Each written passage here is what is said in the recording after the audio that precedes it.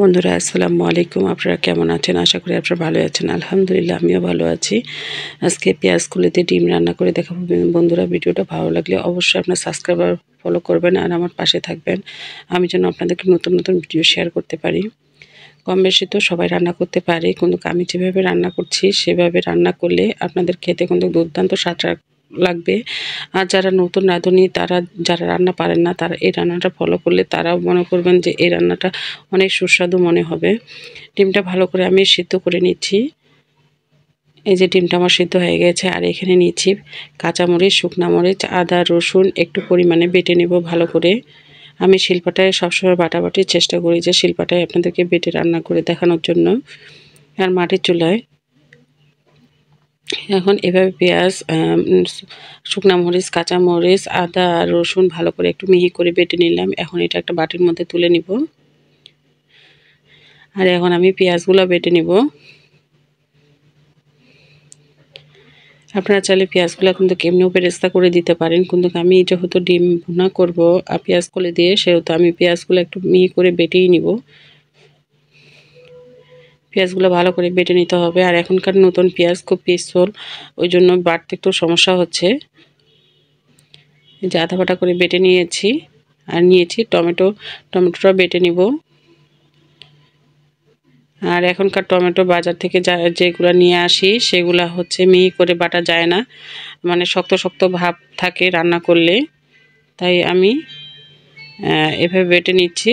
আর এখন 5টা ডিম লবণ হলুদ দিয়ে ভালো করে মেখে নিচ্ছি। আর ডিমগুলো এখন ভালো করে ভেজে নেব। আমি ডিমের মধ্যে লবণ দিই নাই। আর এখন আমি তেলের মধ্যে লবণ দিচ্ছি, তাহলে কড়াই থেকে তাড়াতাড়ি ডিমগুলো তোলা যাবে। একটু তেল দিয়ে ঘুরে নিচ্ছি। এখন ডিমগুলো আমি ভালো করে ভেজে নিব। সঙ্গে সঙ্গে নেড়ে চেড়ে দিতে হবে, নাহলে নিচে নিচে লেগে যেতে পারে।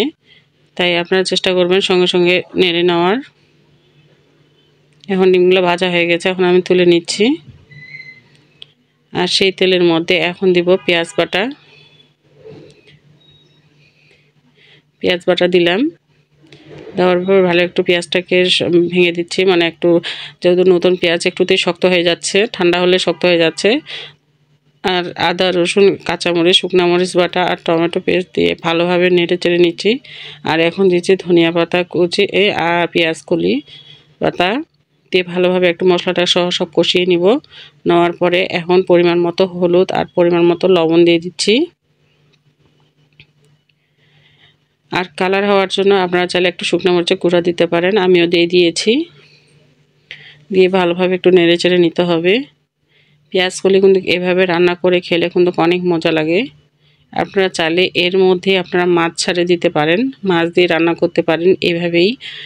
আমি আপনাদেরকে আজকে ডিম রান্না করে দেখাচ্ছি। এই যে এখন ডিমটা দিলাম, ডিম মশলা সব পেঁয়াজগুলি একবারে কষিয়ে নিব। ভালো করে কষিয়ে নিতে হবে। এভাবে কষানোর পরে এখন আমি ঝোলের পানি দিয়ে দিব। মশলা থেকে একবারে তেল বের হয়ে এসেছে, এখন আমি একটু সামান্য একটু পানি দিয়ে সব কিছু একটু ভালো করে সিদ্ধ করে নেব।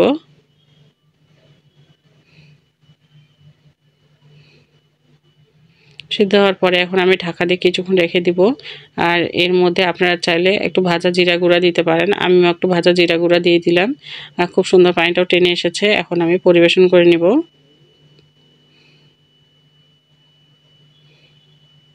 খুব সহজে অল্প উপকরণ দিয়ে রান্না করে নিতে পারেন এভাবে ডিম ভুনা। মেহমানদের আপ্যায়নের জন্য এভাবে রান্না করতে পারেন। দেখুন বন্ধুরা কেমন হয়েছে কালারটার সাথে ডিমটা রান্না করা।